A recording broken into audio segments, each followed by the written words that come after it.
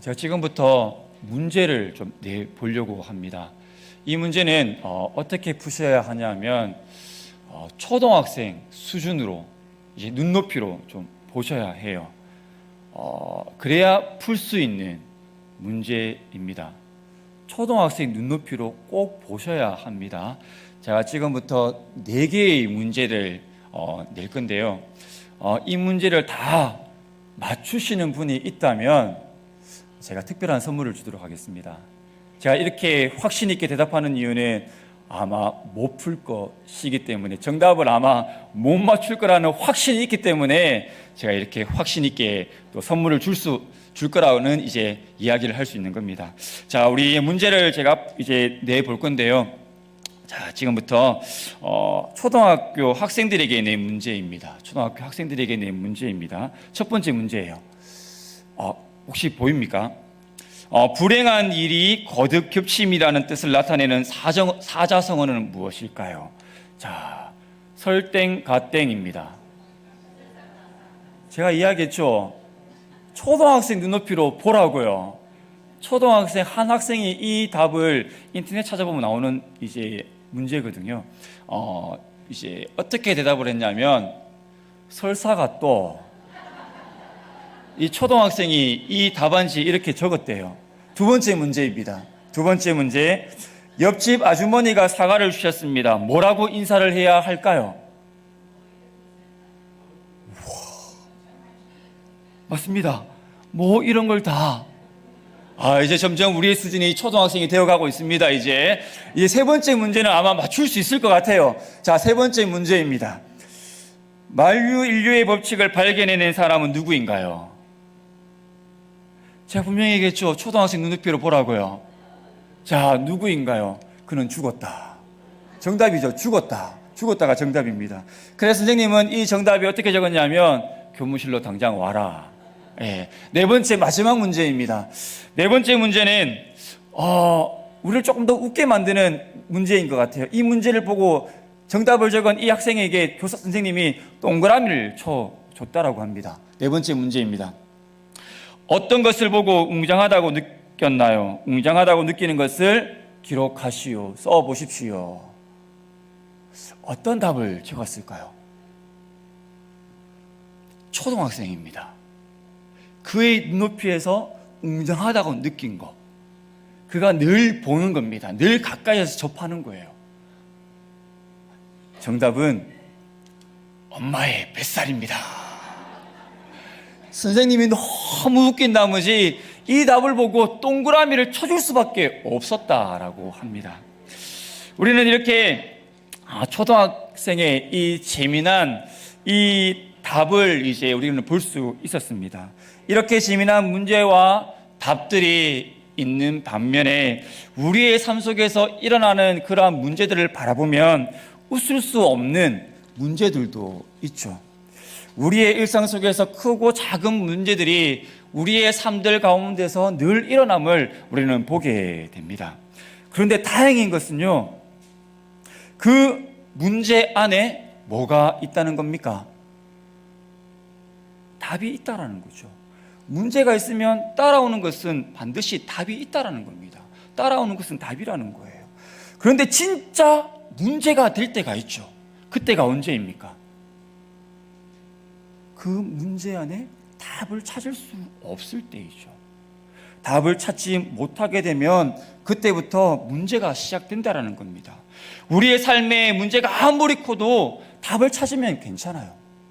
그런데 그 문제 속에 답을 찾지 못하게 될 때, 그때부터 우리에게는 시작되는 것이 있습니다. 두려움이 찾아옵니다. 걱정이 찾아오고요. 무언가 답답함 때문에, 그리고 이 문제를 안고 끙끙 앓으며 하루를 보내게 된다라는 거죠. 그렇지 않습니까? 지금 어찌 보면 이스라엘 백성의 상황이 이러한 상황이었습니다. 답답한 상황, 혼돈 속에 갇혀 아무것도 할 수 없는 상황 가운데에 놓여 있었다라는 거죠. 오늘 읽었던 이 본문의 위치는 어디입니까? 이스라엘 백성이 어디에 있었습니까? 모압 평지에 있었죠. 이스라엘 백성들의 최종 목적지 도착을 해야 할 곳은 어디였나요? 가나안이었죠. 그들이 그토록 원했던 그 가나안 땅을 앞에 두고 있는 상황이었습니다.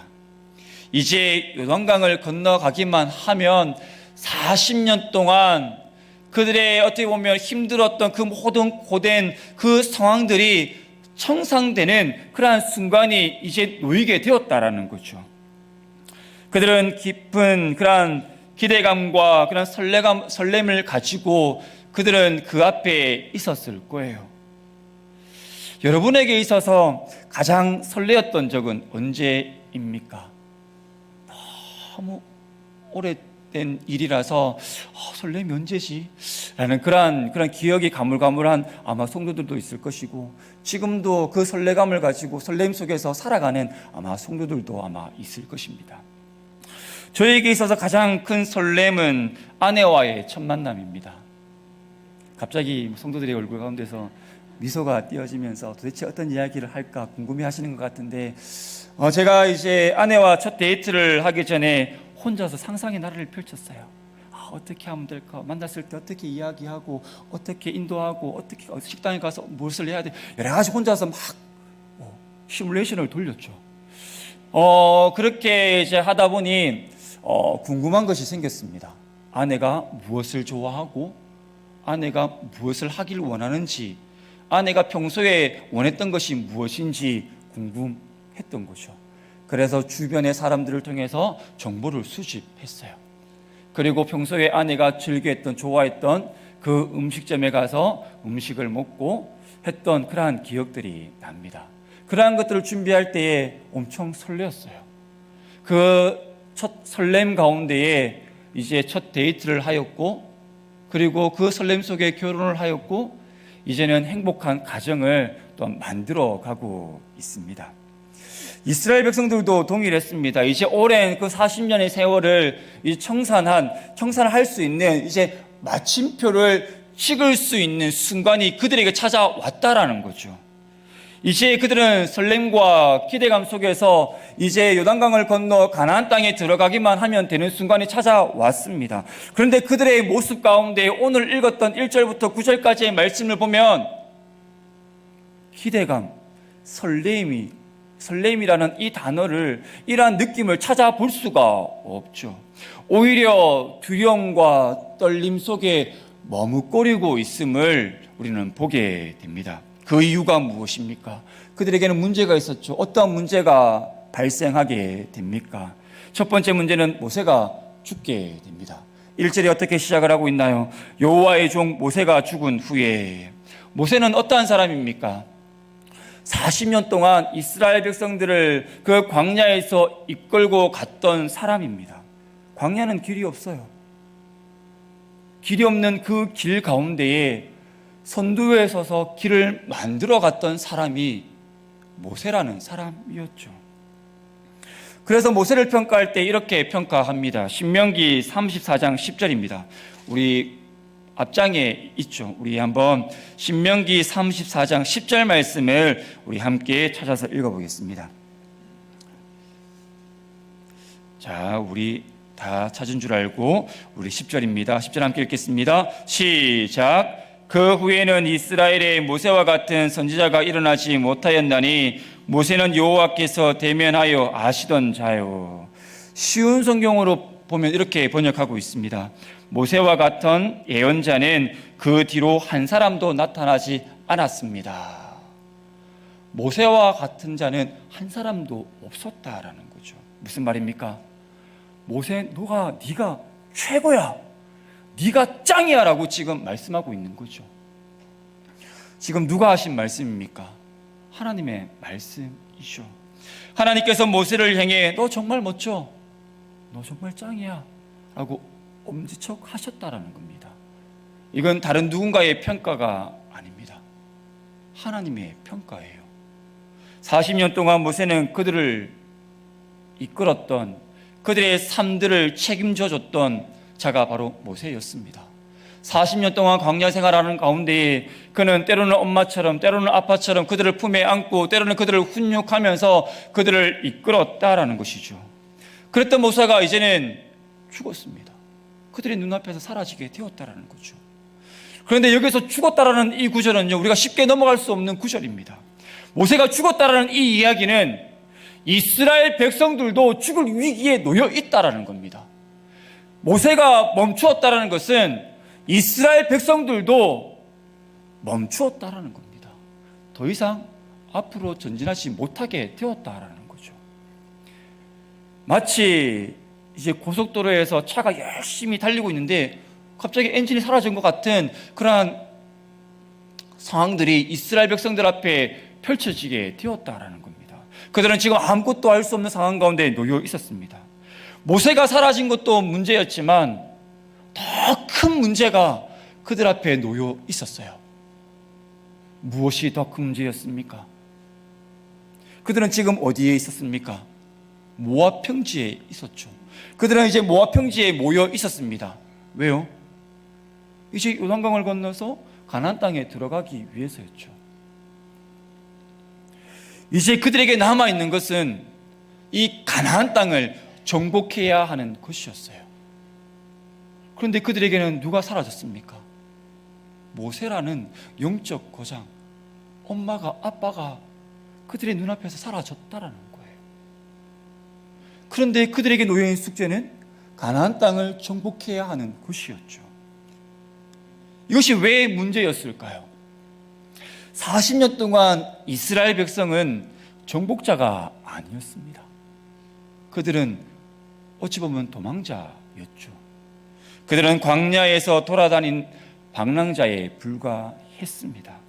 그런데 그들이 요단강을 건너 들어가야 할 그 땅은 반드시 정복해야 할 땅이었습니다. 그들에게 있어 정복이라는 이 단어는 굉장히 낯선 단어입니다. 그렇지 않나요? 지금 그들 앞에 영적인 아비였던 모세, 그들의 길을 인도했던, 이끌었던, 책임져줬던 모세가 사라져 버렸어요. 이러한 상황 속에서 가나안을 정복한다라는 것은 그들에게 있어서 있을 수 없는 일이다라는 겁니다. 그런데 그들에게 더 큰 어려움이 있었습니다. 그것이 무엇입니까? 더 큰 어려움이 있었대요. 여러분, 가나안은 7 족속이 나누어져 있는 곳이었죠. 왕이 한 명이 아니라는 겁니다. 7 족속 가운데 왕이 30명 이상이나 되었습니다. 한 명의 왕과 무찔러서 그 땅을 정복할 수 있는 것이 아니라 그 땅을 점령하는 그 가운데 30번 이상의 전쟁을 치러야지만이 그 땅을 정복할 수 있는 땅이다라는 겁니다. 그런데 그 땅, 그 가나안 땅은 어떠한 땅입니까? 철병거가 있는 곳.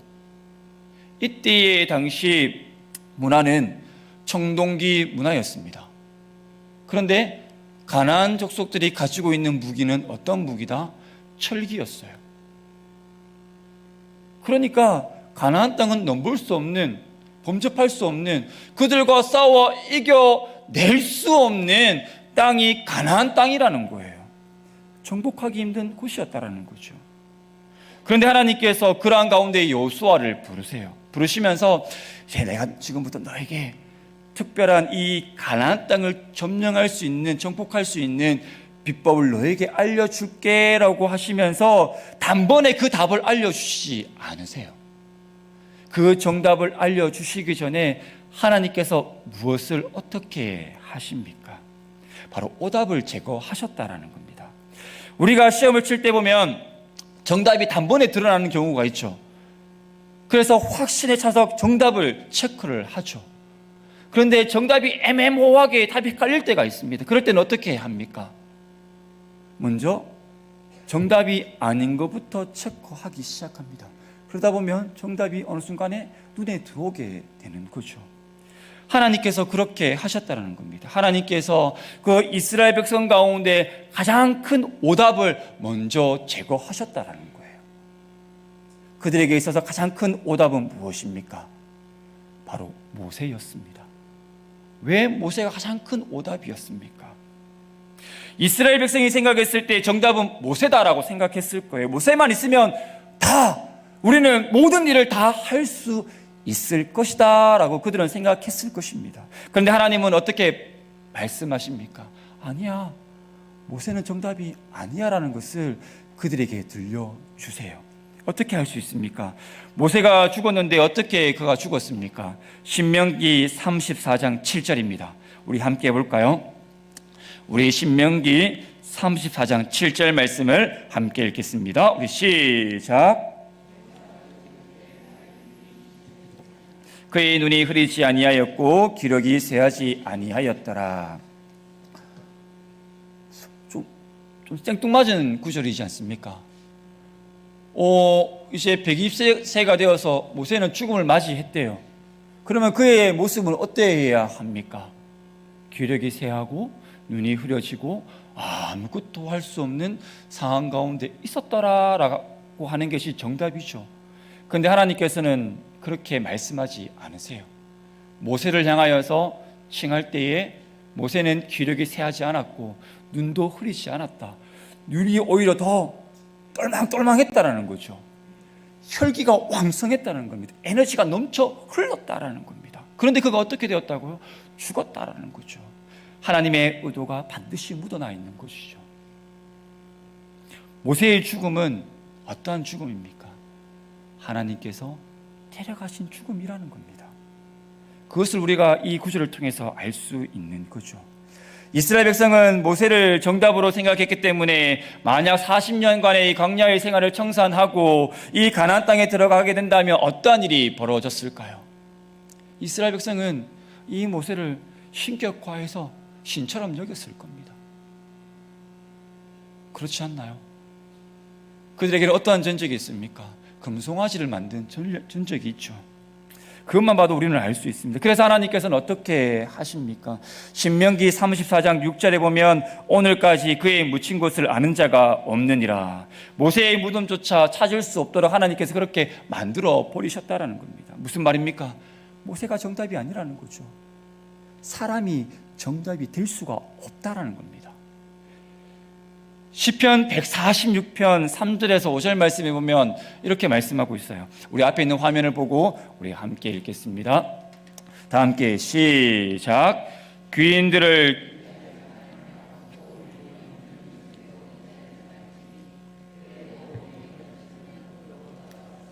그날에 그의 생각이 소멸하리로다. 야곱의 하나님을 자기의 도움으로 삼으며 여호와 자기 하나님에게 자기의 소망을 두는 자는 복이 있도다. 아멘. 하나님 지금 어떤 말씀을 하십니까? 사람이 답이 아니라는 거죠.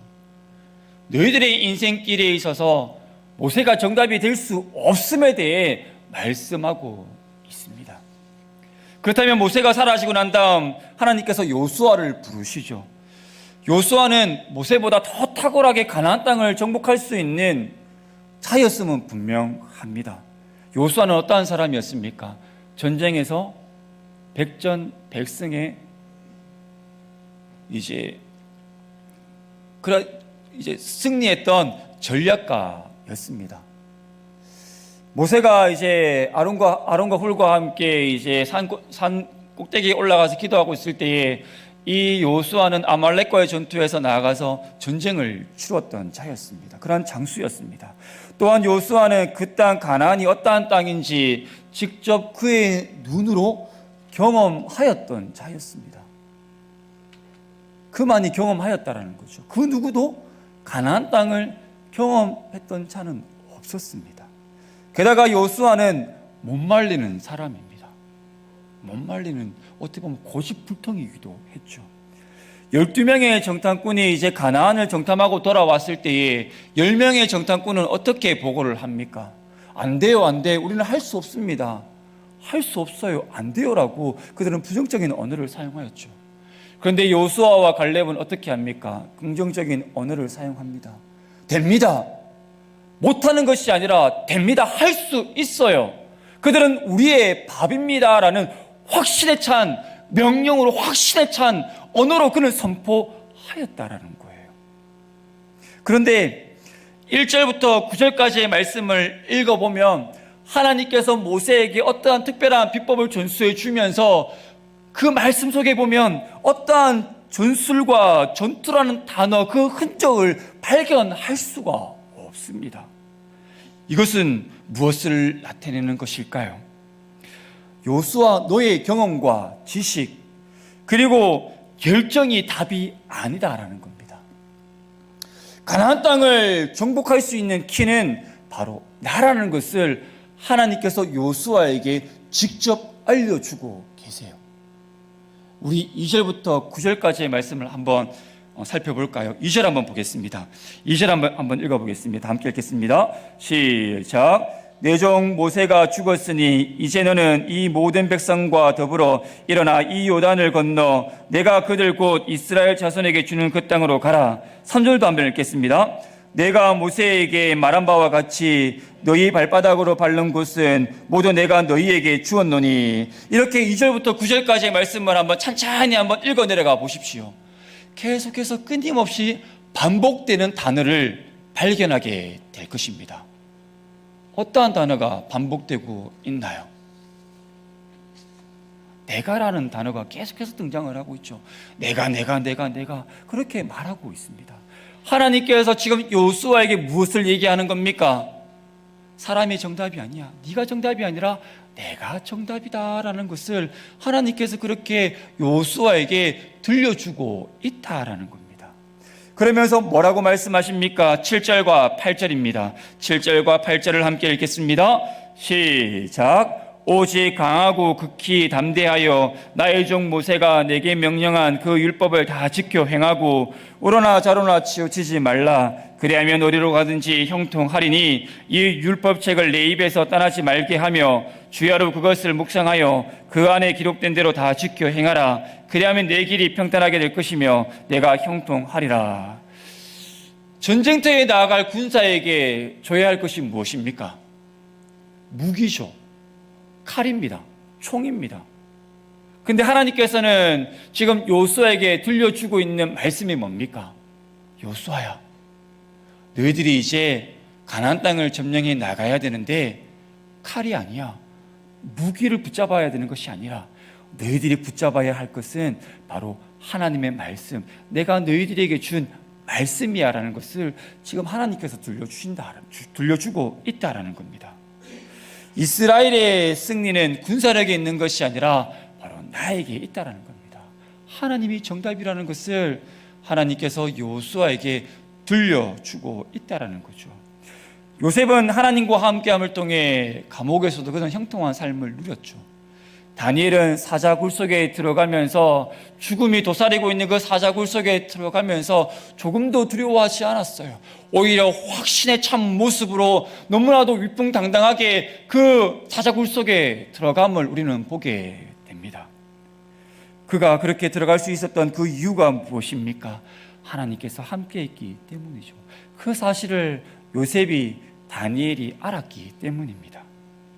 사랑하는 성도 여러분, 여러분 앞에 어떠한 문제가 있습니까? 그 문제 앞에 전전긍긍하며 그 문제가 해결되지 않아 고민 속에 빠져 있는 성도들이 있습니까?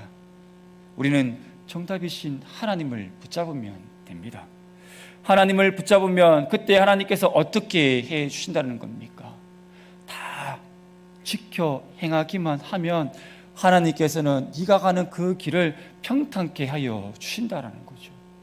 책임져 주신다라는 겁니다. 그는 하나님의 약속의 말씀이죠. 하나님께서 여호수아에게 정답은 나라는 것을 오늘 말씀을 통해 지금 들려주고 있습니다. 모세가 죽고 난 후 여호수아는 아무것도 할 수가 없었습니다. 여호수아가 할 수 있었던 것은 딱 한 가지였습니다. 두려움 속에 갇혀 그는 아무것도 할 수 없었습니다.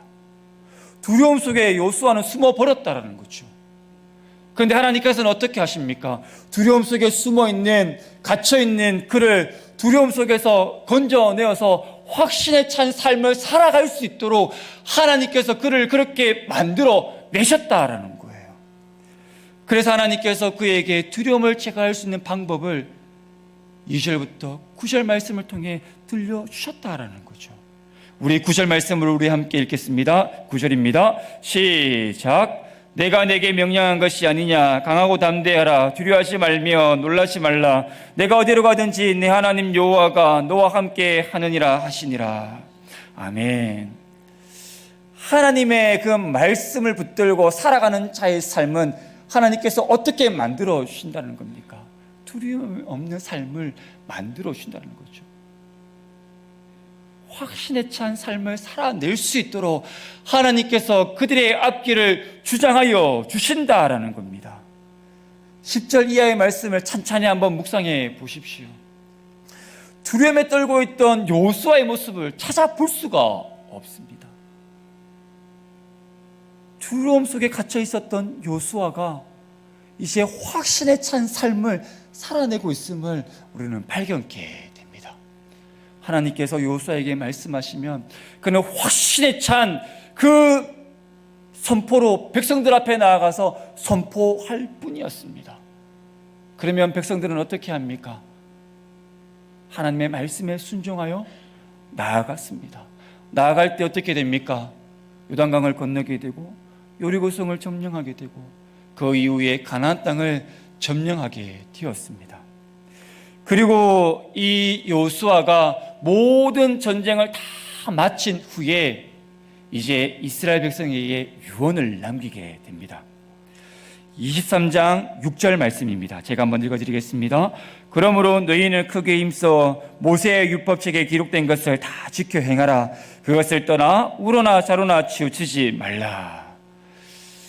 지금 여호수아가 지금 이스라엘 백성에게 유언을 남기면서 확신에 찬 그 선포, 확신에 찬 명령, 확신에 찬 그 유언을 남길 수 있었던 그 이유가 무엇입니까? 내 인생의 정답이신 하나님, 그 하나님을 붙잡고 살았기 때문에 마침내 가나안 땅을 정복할 수 있었다라는 거죠. 그는 삶으로 경험하였습니다. 삶으로 경험한 것을 그는 유언으로 남겼습니다. 너희들이 이 땅 가운데서 살아갈 것은 다른 것이 아니라 하나님 말씀, 너희들의 인생의 정답이신 하나님을 붙잡고 살아가는 거야. 그것을 지금 여호수아가 마지막 유언으로 이스라엘 백성에게 남겨주었다라는 겁니다. 사랑하는 성도 여러분, 문제가 있으면 해답은 분명히 있습니다. 정답이 없는 문제는 없다라는 것이죠. 그 해답을 우리는 주변 사람들을 통해서 찾으면 안 됩니다. 우리는 오직 하나님의 말씀 속에서 찾아야 한다라는 것이죠. 정답이신 하나님만을 붙잡고 나아갈 때에 우리의 삶은 어떻게 될까요? 확신에 찬 삶을 살아낼 수 있게 되는 것이죠. 내가 가는 것이 아닙니다. 하나님께서 그렇게 살아갈 수 있도록 만들어 주신다라는 겁니다. 내가 매일 눈을 뜨고 매일 살아가는 그 삶의 현장 가운데서 감사가 흘러넘치게 하여 주실 것이고 나의 입술 속에서 감사의 찬미가 흘러나올 수 있도록 하나님께서 그렇게 만들어 주신다라는 거죠. 언제요? 하나님 말씀 안에 거하는 삶을 살아낼다라는 겁니다. 우로나 좌우로나 치우치지 않고 주야로 하나님의 말씀을 묵상하며 살아가는 자의 삶은 하나님께서 반드시 형통케 하여 주신다라고 하십니다. 그의 삶을 하나님께서 반드시 책임져 주신다라고 오늘 말씀하고 있죠. 사랑하는 성도 여러분, 내 모든 문제 앞에 정답이신 하나님의 말씀을 붙잡고 살아감을 통해 어디로 가든지 어디에 있든지 우리의 삶이 늘 형통케 되는 은혜를 누리시기를 주님의 이름으로 축복합니다. 아멘.